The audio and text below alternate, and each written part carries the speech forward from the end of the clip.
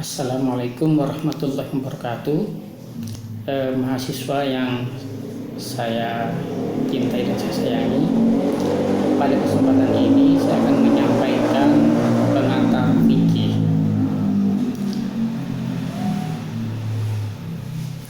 Di dalam kajian hukum Islam sebenarnya ada 3 istilah yang sering digunakan, yaitu syariah, fikih, dan hukum Islam itu sendiri.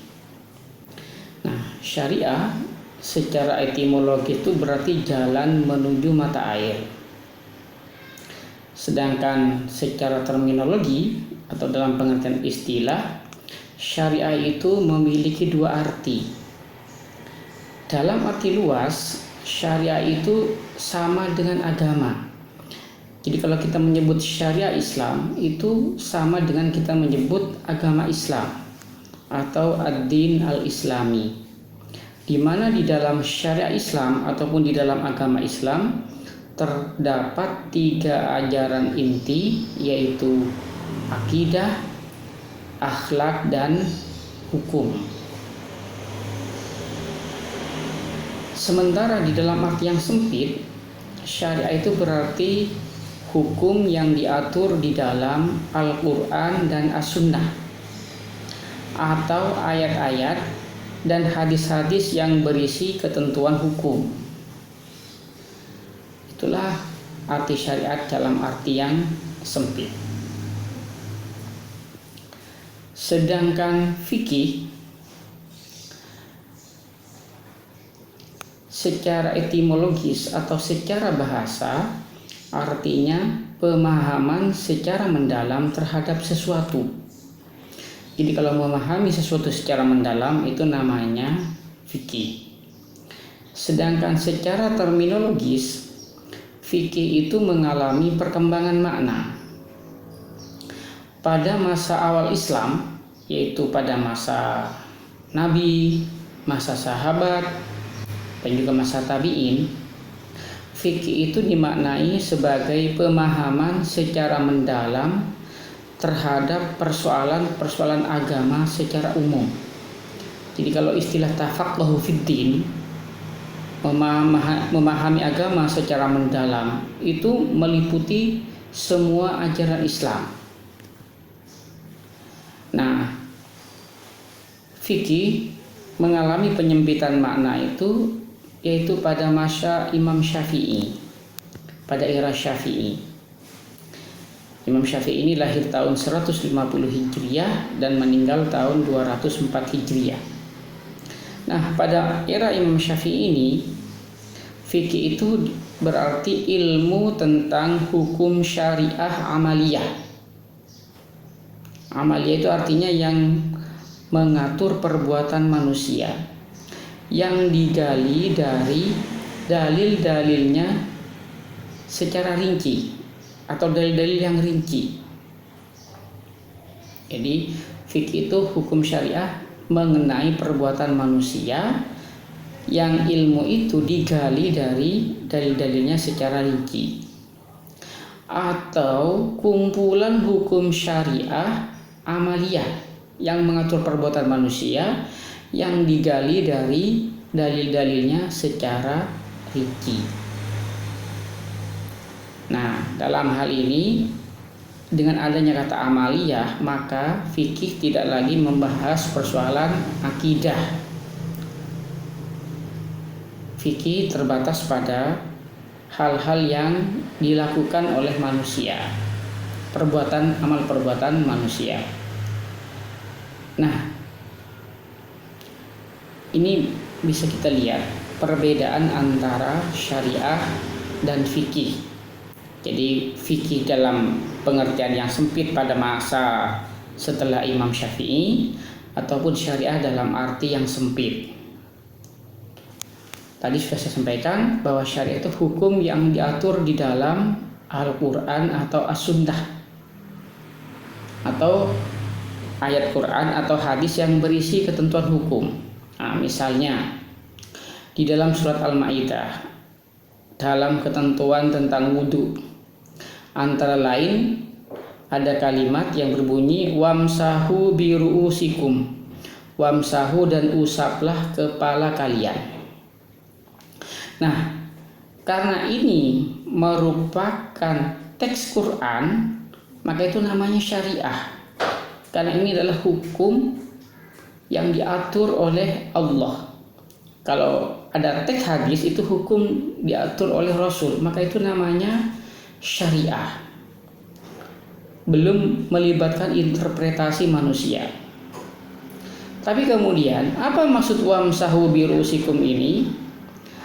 Nah, dalam mazhab Hambali, wamsahu birusikum itu bermakna kewajiban mengusap seluruh kepala, termasuk telinga, karena telinga itu bagian dari kepala. Jadi anggota badan di atas leher selain wajah itu adalah kepala. Itu wajib dibasuh. Demikian di dalam mazhab Hambali. Sedangkan di dalam mazhab Hanafi, wamsahu birusikum itu dimaknai kewajiban mengusap seperempat kepala, yaitu bagian ubun-ubun. Jadi bagian yang depan di sini. Ya.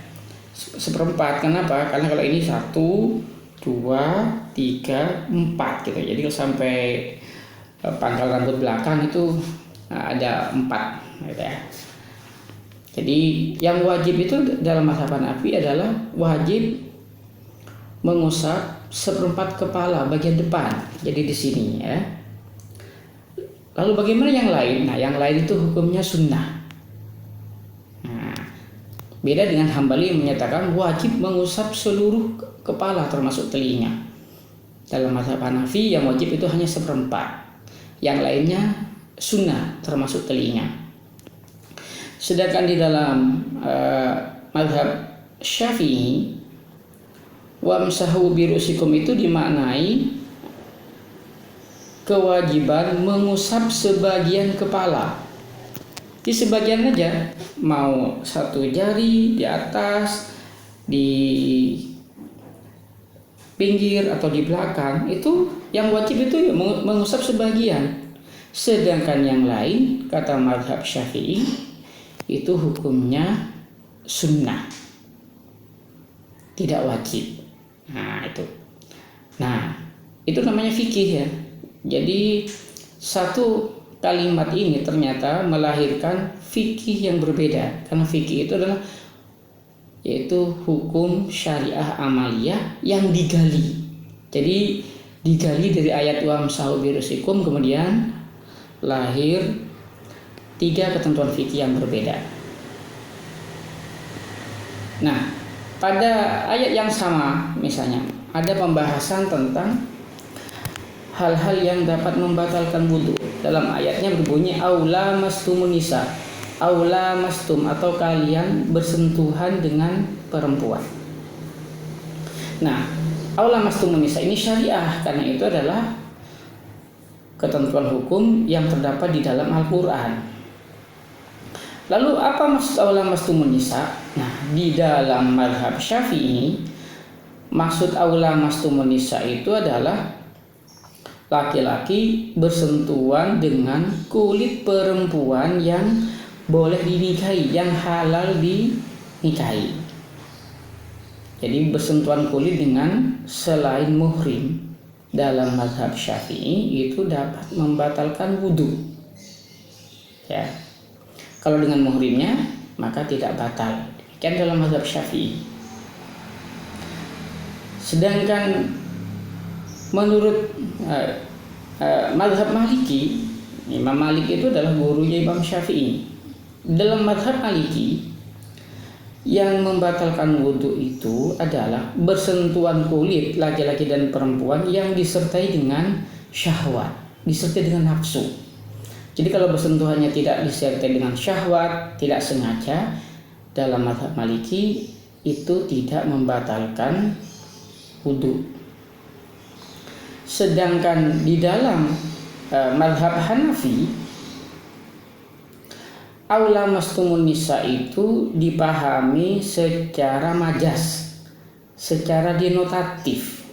Jadi kata mazhab Hanafi, aula mastumun nisa itu maknanya adalah makna majas, yaitu melakukan hubungan seksual. Jadi kalau seorang pria melakukan hubungan seksual dengan istrinya, maka wudunya menjadi batal.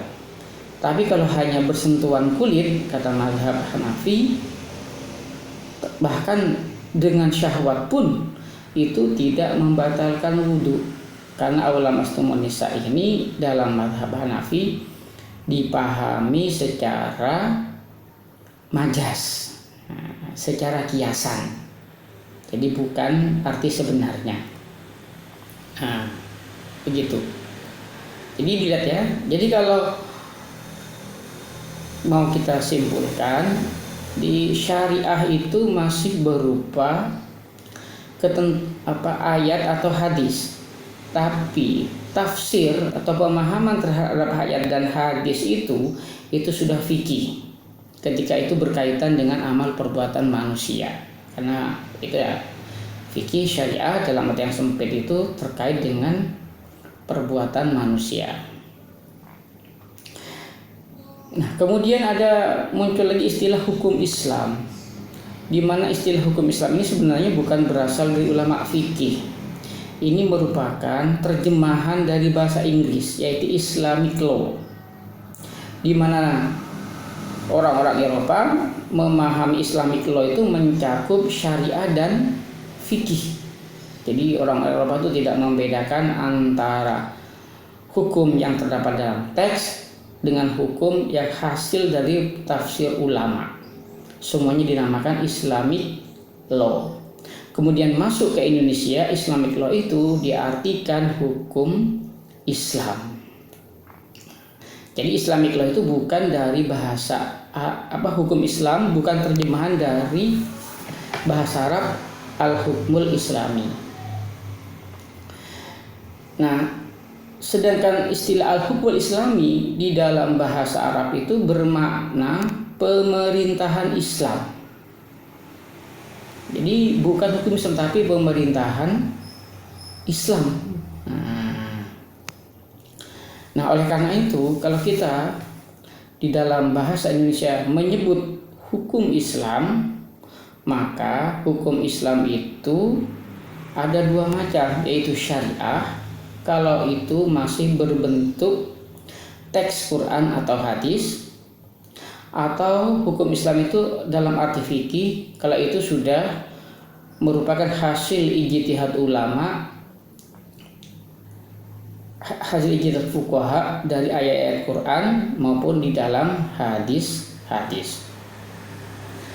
Nah, demikian ya, jelas bedanya syariah, fikih, dan hukum Islam. Jadi kalau hukum Islam itu meliputi syariah dan fikih. Kemudian kalau syariah dalam arti luas itu artinya agama. Kemudian dalam arti yang sempit itu adalah hukum yang terdapat di dalam Al-Quran dan hadis. Sedangkan fikih itu adalah ilmu tentang hukum syariah amaliyah yang digali, artinya hasil ijtihad para fuqaha. Demikian, wassalamualaikum warahmatullahi wabarakatuh.